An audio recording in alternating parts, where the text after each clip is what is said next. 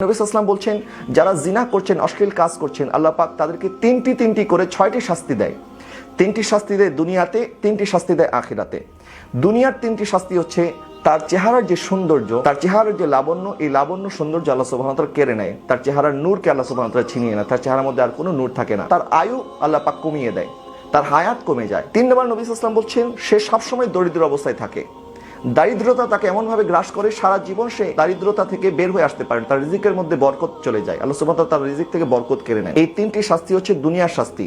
এবং আখিরাতের শাস্তি হচ্ছে, আখিরাতে কিয়ামতের ময়দানে আল্লাহ সুবহানাহু ওয়া তাআলা তার উপরে নারাজ হবেন এবং তার হিসাব অত্যন্ত কঠিনভাবে নেওয়া হবে, অর্থাৎ চুলচেরা বিশ্লেষণ করা হবে তার আমলনামা, কোনো ছাড় দেওয়া হবে না। এবং 3 নম্বর, আল্লাহ সুবহানাহু ওয়া তাআলা তাকে জাহান্নামী করে দিবেন। তাহলে এই 6টি শাস্তি, দুনিয়ার 3টি শাস্তি, আখিরাতের 3টি শাস্তি, এই শাস্তি থেকে যদি আমরা বাঁচতে চাই, তাহলে অবশ্যই আমাদেরকে জিনা এবং এই জিনা করার আগে যে সমস্ত ধাপগুলি আছে, ফাহিশা কাজে যাওয়ার জন্য যে সমস্ত রাস্তাগুলি আছে, এই সমস্ত রাস্তা থেকে আমাদের নিজেদেরকে বাঁচাতে